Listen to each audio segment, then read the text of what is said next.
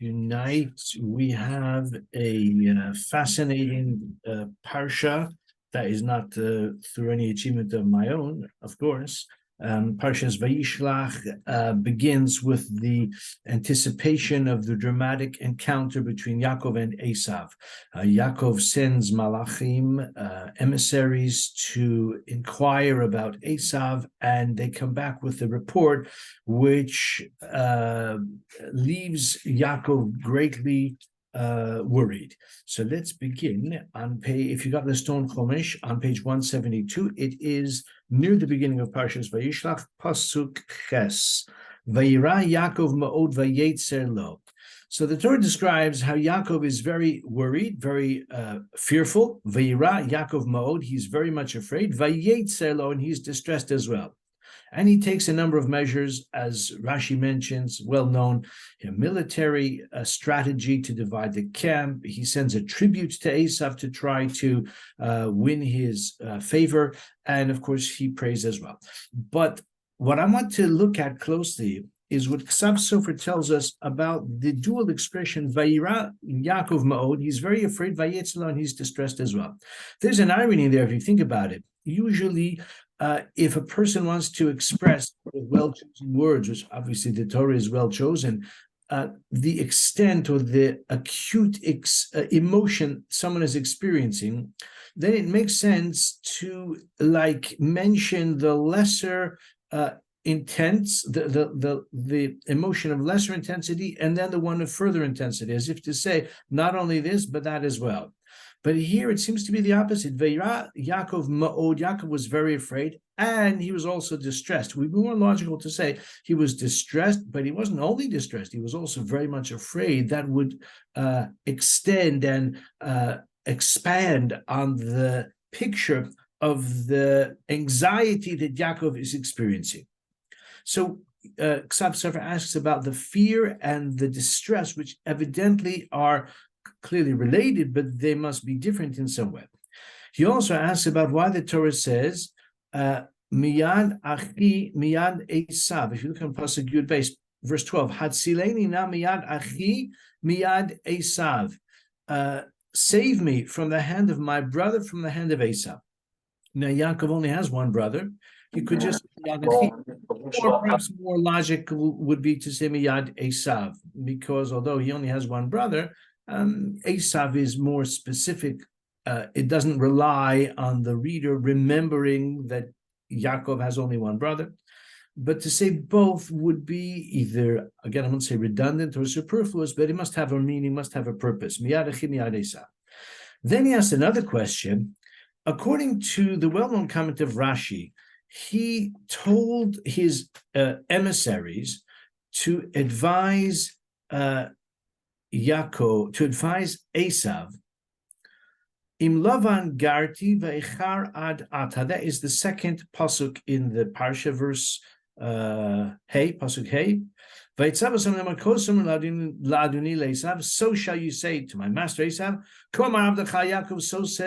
thus says your servant Jacob, Im Lavan Garti ve'echar ad ata. I lived with Lavan, or I sojourned with Lavan, and I've stayed until now. So Rashi famously says the word Garti is the gematria of Taryag. In fact, it has the same letters as Taryag. So Garti means I dwelled, or really I sojourned. It suggests that and Rashi mentions that as well, I did not acquire any great eminence there. I was not invited to become a citizen. They didn't give me the keys to the town because they value me so much. I was there always as like an alien, in Lavan Garti. That's the simple meaning, but Rashi also says, Taryag mitzvah shamarti. So says Esav Sofer, what does Esav care about Yaakov's religious observance or shortcoming in religious observance? 613 commandments, of course, is just a shorthand, it's just a metaphor to say that I retained my religious probity, my moral compass, and my religious devotion and my service of God was not impaired, was not compromised during my time there. So why should Esav care? Does he have any great interest in that? What's the relevance of it to vis-a-vis Yaakov's relation with Esav? So Esav Sofer says an idea which we're going to see shortly. He develops further in a later passage, but he expresses the following idea, which I've seen in other Meforshim as well, and that is that Yaakov is concerned about the peril that Esav represents towards him. That's obvious. Esav had previously expressed the intention to kill Yaakov when the opportunity arose, especially when his father died. Esav is very angry and aggrieved, and he's also powerful. He was given the blessing, you shall live by the sword. So it is natural for Yaakov to fear the sword of Esav. Says Esav Sofer, Yaakov has another concern as well, though, and that is that Esav may try to corrupt him. Esav may realize that Yaakov is perhaps a substantial adversary. I mean, even though we think of Yaakov as very cerebral, cultivating the life of the spirit, he's the intellectual, he's the spiritual one, but he may well have had a whole band of staff, household staff, etc., with him as well. Even though he's afraid of Esav's 400 associates, probably thugs, but maybe Yaakov also was a force to be reckoned with. The point is that Yaakov's fear of Esav was twofold. He was afraid of the hands of Esav, the sword of Esav, but also he was afraid of the brotherhood of Esav. He was afraid that maybe Esav will take a different approach. Rather than a violent approach, he'll take a seditious approach. He will take a more subtle and a more maybe a strategic approach to corrupting Yaakov. Maybe he will invite Yaakov to join him, which actually he does, as we see later on. And Yaakov is fearful of that as well. When it says that Yaakov is very afraid, he's afraid of the hands, the sword of Esav. But when he says Vayetzer, he's distressed. He's distressed about the brotherhood of Esav. And that's why he says, Miyad achi miyad Esav. I'm afraid of both faces. I'm afraid of the brotherly love of Esav. And I'm afraid that's Miyad achi umiyad Esav. So actually, Yaakov chooses his words, of course, with care, and then that's why he hints to Esav, Im Lavan Garti, I kept hiring mitzvahs. Don't think that you can corrupt me. Don't think that by showing me the good life and by urging or encouraging or maybe luring me to value and to appreciate and to indulge in the pleasures and the comforts and the gratification of Olam Hazeh, of this world and the riches of this world, that you can corrupt me. It's true, there is such a possibility, like the Torah says many times, it says in one place explicitly and hints many times, Vayishman Yeshurun Vayivat, that because of the prosperity and the comfort and the wealth, the like abandonment of the observance of Hashem may well follow, and actually that has happened frequently in Jewish history, in biblical history, and much closer to our times as well. And by the way, closer to the times of Esav Sofer also, as we'll see shortly. So Esav Sofer says, this is why Yaakov said in Lavan Garti, and I kept the commandments, because even though I was subject there as well to unsavory influences, and I had to live with Lavan because he was my father-in-law, he was my uncle, 2 times father-in-law as well, and he was my employer. For all those reasons, I was under his influence, but I retained my religious probity, uprightness, and standards. Tayag mitzvahs shamarti. I kept all of the commandments of the Torah. As I said, that's meant just as a figure of speech, as a metaphor. And then finally he says, I'm worried. He says, Hatzileni na, in Pasuk Yud Beis, verse 12, Hatzileni amead echem Esav, ki areino chioso, because I'm afraid of him, pen yavo v'hikani eim al banim. So there again, Esav Sofer says it reflects the similar idea. He might come to strike me, but he's less likely to come to kill my wife and my children, because what have they done wrong? He wants to kill me. So that's v'hikani. But then when he says Eimal Banim, he may well try the other approach with the mothers, meaning my wives, and the children. He may try the other approach, which is the seditious approach, the friendly approach, the approach of luring the family of Yaakov with the pleasures of the affluence and the comforts and the gratification which it offers, because perhaps the women and the children are more likely or are more susceptible to that kind of approach. So that's why he says Eimal Bani. I'm worried that he, with regard to me, especially since I've said I'm not easily corruptible, but he may try to kill me. Then the women and the children he'll try to corrupt. So those are the concerns that Yaakov expresses. We find this hinted to in a few places in this passage. I've pointed out several of them. Now I want to share with you how Esav Sofer in a different passage, extends this idea. It's essentially a further elaboration on the same idea, but in a way that I have not seen in the other Mefarshim. And I'm referring here to the famous wrestling match, the most famous wrestling match that I'm aware of. I don't follow professional wrestling very much at all. But the famous wrestling match that is familiar to me, and I'm sure to all of us, is when Yaakov strives with an assailant. And the Torah says that Yaakov was left alone. If you're with me in the Stone Chumash, it's on page 174. Whatever Chumash you have, though, it's Pasuk Chaf Hey, verse 25. So chapter 32, verse 25. Vayivaser Yaakov levado v'ye'avek ish imo ad alos hashacha. That's interesting. This anonymous assailant is identified by Rashi and many of the commentaries as Saro Shel Esav, the guardian angel of Esav.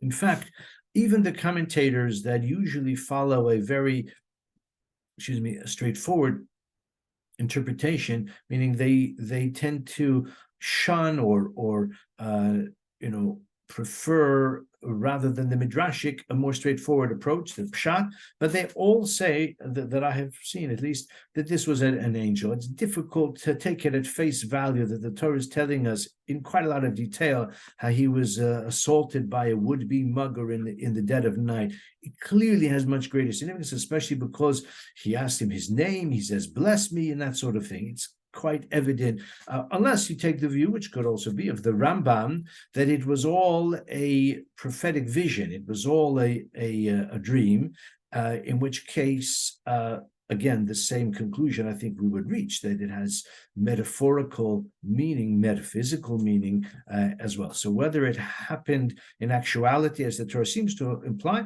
or you take the view of the Rambam that it was all in Yaakov's, not just in his imagination, but it was a prophetic vision which he beheld. In any case, clearly this is a wrestling match for the ages. But the Esav Sofer uses as his starting off point this one word, Vayivaser Yaakov levado v'ye'avek ish imo. So Rashi explains the meaning of that word Vaye'avek. Rashi has two suggestions.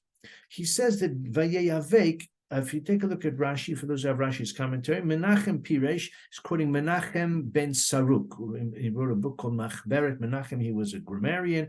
Rashi quotes him quite often. Menachem Piresh v'yis afar ish, milashon avak. Afar is dust. Avak is dust. Afar really is like dirt. We mentioned last week, Zaracha kafar ha'artz in my voice note for those who remember it. If you don't remember it, you can still listen to it. Find it in your email from last week. So Menachem says, Rashi quotes the first opinion, which probably is closer to the pshat, although they're both really pshat. The first one is afar, v'ya'avek, they kicked up dust. People who are wrestling with one another, like an old style brawl in the Westerns, where two people are slugging it out, so they kick up a lot of dust. So that's v'ya'avek ishimo. They generated dust. Again, much more has been said in a midrashic vein in other ways, but Rashi is taking us along the pshat. He says another possibility, the word vayeyavek is like the word vayechavek. because the letter ches, if it's pronounced in a certain very guttural way, it sounds almost like an aleph, vayeyavek vayechavek, which means to embrace. He says people who are fighting, so they're wrestling with them. They're not boxing, they're wrestling. So they're holding one another, they're striking one another, they're trying to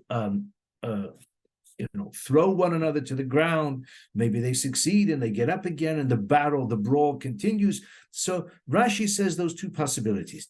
Says Esav Sofer, there is a weakness in the second suggestion of Rashi, which maybe is why Rashi also had the first proposal, and that is that the word vayechavek, and he grasped or gripped, is usually used in an expression of a hug or an embrace. Vayechavek ish imo, if it's vayechavek, for those who are familiar with some of certain halachos that are relevant to married couples, there's a what's described as chivuk v'nishuk. Chivuk is to embrace, nishuk is to kiss, an expression of affection, great warmth and closeness. And the word vayechavek is more often associated with love and affection rather than a wrestling match. So even though there may be a certain superficial similarity, but of course the purpose and the function is very different.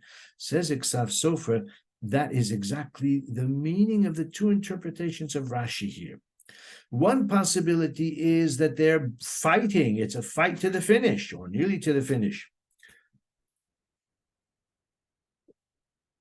It's a fight at least until one of the combatants says he needs to leave, which is what happens in our description here in the Parasha. So says Esav Sofer, that is the approach of Esav, which is violent, which is with malicious intent, malevolent intent, harmful intent. He wants to clobber him. He wants to even kill him in the course of this fight to the finish. That's one possibility. But he says, Masa avos siman lebanim. The experiences of the fathers are a portent for the children, that very important principle, which means that the experiences that are recounted in the book of Parasha, some in Shmos as well, foreshadow Jewish history. Says Esav Sofer, Esav, representing Edom, that is to say, the last of the four exiles in which we still find ourselves to this day. Esav has both sides to him. He has the violent side. He has the side which seeks to destroy the Jewish people physically, and there have been many instances of that in the course of Jewish history. Many bloody and fateful and very tragic eras in our history when that has been our experience. But you know what? They have not succeeded at all. I mean, there was a lot of suffering and forced conversion and forced emigration. I don't want to downplay it at all. But the fact is that the Jewish people have a resilience and have a response to that kind of pressure, which is to draw on the deep resources of faith and determination. One of the fascinating subjects, a footnote, but a very important footnote to the study of anti-Semitism, if I were to write a book, I would include a chapter in the book on the failure of anti-Semitism. This is sometimes overlooked, that if anti-Semitism has sought the destruction of the Jewish people, which it certainly has, it has definitely failed. And I don't want to go into it because this is not that chapter in my anti-Semitism book, but that is the pattern in which the sword of Esav has evoked in the Jewish people a resilience and a determination and an uprightness which Esav, in his many forms, has not been able to displace. But there's another side to Esav. There's another form of encounter, which was the embrace.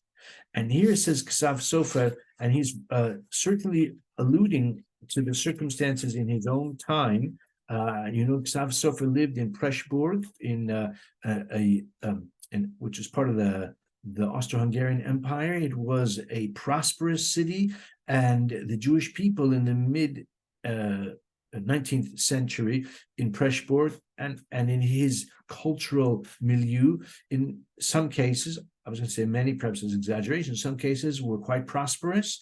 And I would say generally that the opportunities for Jewish people were certainly greatly expanded compared to what they were a generation or two before. In other words, assimilation was happening all around. It says Esav Sofer that this is the other approach of Esav. This is the chibuk v'nishuk, the embrace and the kiss of Esav, in which the Jewish people are given a certain amount of respect, opportunity, even the possibility of citizenship, which again, until that time had been only a dream. And therefore, says Esav Sofer, the Jewish people mix with the nations of the world, they learn from their ways, and this form of a threat is more grievous. It's what some, he doesn't use the term, of course, but what some have called the soft Holocaust. He says as well that if we look a few verses later, actually, it's not much later, it's in the very following verse in Pasuk Chavav, Vayarki lo yachol lo, he saw, the assailant saw that he could not overcome Yaakov. Vayiga bekaf yirecho, and he touched the socket of his thigh. Vateka kaf yerech Yaakov, and his thigh was dislocated. Behav ko imo. So Esav Sofer asks, why does the Torah have to add behav ko imo? We know that that's what it's talking about. It said in the previous verse, vayeyavek ishimo. It's of course part of this struggle, of this wrestling match. Why add on behav ko imo? We don't need that. It is evident that that's the context of this final attempt on the part of the assailant to harm Yaakov. Says Esav Sofer, behav ko imo refers, like we were saying just now, to the second form. The first form was trying to deliver a knockout blow. It didn't succeed. The second form is the chivuk, is the embrace. And there, says Esav Sofer, he was partially successful, because Yaakov was now limping. He can't stand upright. In the face of the assault, the physical peril, the Jewish people are resolute and upright. But in the face of the opportunity of assimilation, the Jewish people are weaker and they are limping. As a result, we are going to limp to the redemption. The sun rises and Yaakov is limping. Says Esav Sofer, at this stage in Jewish history, when we are experiencing the welcome of Esav, again, he could not foresee that within a century there would be a catastrophic turning back to the other face of Esav. But says Esav Sofer that the modern experience of the Jews in the modern world, which I would say is true for us today as well, involves in some cases a watering down, in some cases a diminution of the stalwart, the upright, the resolute conviction of the Jewish people. And therefore he says we limp possibly to the redemption.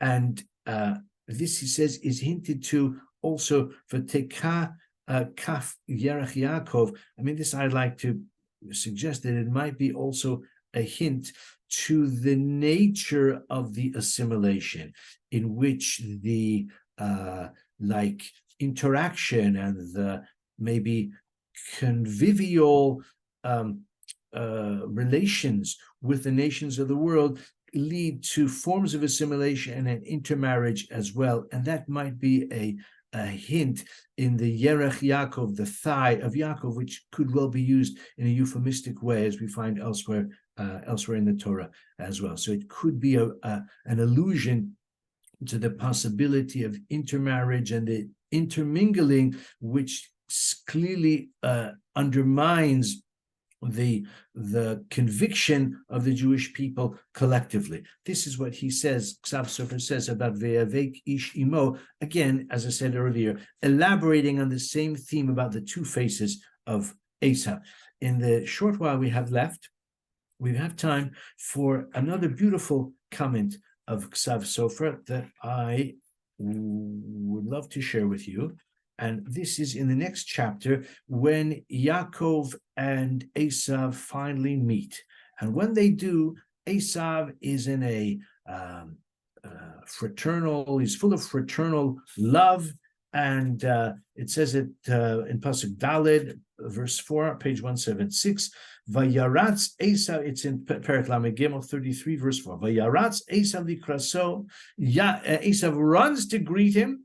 Vayichabkehu, and he embraces him. Here you have the word Vayichabkehu explicitly as an embrace. Vayipol tzavarav, and he fell on his neck. Vayishakehu, and he kissed him. Vayivku, and they cried. Anyway, Yaakov has sent Esav tribute, waves of gifts of expensive and valuable livestock. And Esav says, he sees all of the family of Yaakov, and he says, who are these? And Yaakov says, well, God has granted them to me. And everybody approaches Esav, that is to say, the other members of Yaakov's family, they bow down, etc. And then Esav says in Pasuk Ches, what's all of this camp that I saw, Asher Pagashti, that I encountered? And Yaakov said, well, this is a gift to find favor in the eyes of my master. It's a tribute. Again, he's seeking to win his favor. I suppose he has succeeded, because we see Esav is all full of love and brotherly affection. I've got plenty. My brother, you keep what is yours. So Yaakov says, please take my gift from my hand, etc. Take a look at Pasuk Yud Aleph. Please take my blessing, Asher hu Vayishlach, which has been brought to you. Because God has been gracious to me and I have everything. He importuned him, he urged him, and he did take it in the end. Says Esav Sofer, a beautiful idea. Esav says, Yeshli Rav, I've got plenty, I've got lots. Yaakov, and therefore I don't need the gift that you've given me, you keep it. And Yaakov says, God has been gracious to me, and I have everything. So says the Esav Sofer in the name of his father, the Chasam Sofer, of Moshe Sofer, he says that a Rasha, a wicked person, is never satisfied. Esav said, I've got lots, but there's always room for more. I have plenty, but there's always room for more. It says, a wicked person, he never feels as if he has all he needs, he always wants more. So even Esav, though he says, I've got lots, I've got plenty, when Yaakov urges him, he does take it. It's a bit like the Duchess of Windsor, one can never be too rich or too thin. So that was Esav's approach. Yaakov says, Yesh li kol. How can he have everything? So Chasam Sofer says that because he is a righteous person, he feels satisfied with whatever he has, and whatever Hashem has given him, he feels that's enough. That meaning, it's as if I have everything. Even though Steve Wright said you can't have it all, where would you put it? But Yaakov feels I have everything. Now, that's what he says in the name of his father. Again, just to clarify, Esav says Yeshli Rav. Yaakov says Yeshli Kol. So says Chasam Sofer, a wicked person never feels completely satisfied, completely contented. He always wants more. Whereas a righteous person, Yaakov can say, not every righteous person, but Yaakov could say, Yeshli Kol, I have everything. Adds the Esav Sofer a beautiful idea. He says, the reason that a person who is not righteous never feels satisfied is that if a person prospers because of his mazal, because of the constellations, one could also attribute it to some endeavor and business savvy and hard work as well. But if a person profits and he becomes wealthy because of those reasons, then it says, Ohev kesef lo yisbak kesef. One who loves money will never be satisfied, will never feel as if he has enough money. Because he loves money, he loves the dollar, and that's why he pursues the dollar, and that's why he earns a lot of money and always wants more. But, and here's his chidush, beautiful chidush. Yaakov says, Ki chanani Elokim, the wealth that I have comes from a gift of God. And when Hashem gives a person wealth, Hashem also gives him the quality of appreciating the wealth and being satisfied with the wealth. That's a beautiful idea. Ki chanani Elokim, because my wealth is because of the grace of God. I feel as if it's a blessing, it's a gift from Hashem. Then v'chiyeshli kol. That's why I feel that I have everything. Because when Hashem grants a person wealth, he also gives him the feeling of satisfaction, the feeling of contentedness. That's why Yaakov said, because my blessing, my wealth comes from Hashem, so therefore I can give generously. I don't mind giving to you. And it doesn't make me feel as if I'm somehow diminishing what I should have, because it all comes from Hashem. So since I have that sense of coming, it's all a gift from Hashem, so therefore I'm happy to give it to you. Just want to mention, I know I've mentioned in the past in various contexts, I had a very good friend, late friend, Bensi Dunner, who was very successful in business. He was not from a wealthy family. He happened to marry into a wealthy family, but he was very successful, and he was extremely charitable, very, very generous. And I would say that Bensi Dunner was a manifestation of this. He always felt that whatever he had, the wealth that he had, I don't want to say accumulated, but the wealth with which he was blessed, again, I'm sure through his own, hard work, etc. It was all a gift from Hashem, and it enabled him to give to others. And he felt that his wealth was a great blessing because it enabled him to give to others, which he gave with great, great generosity and always with great joy.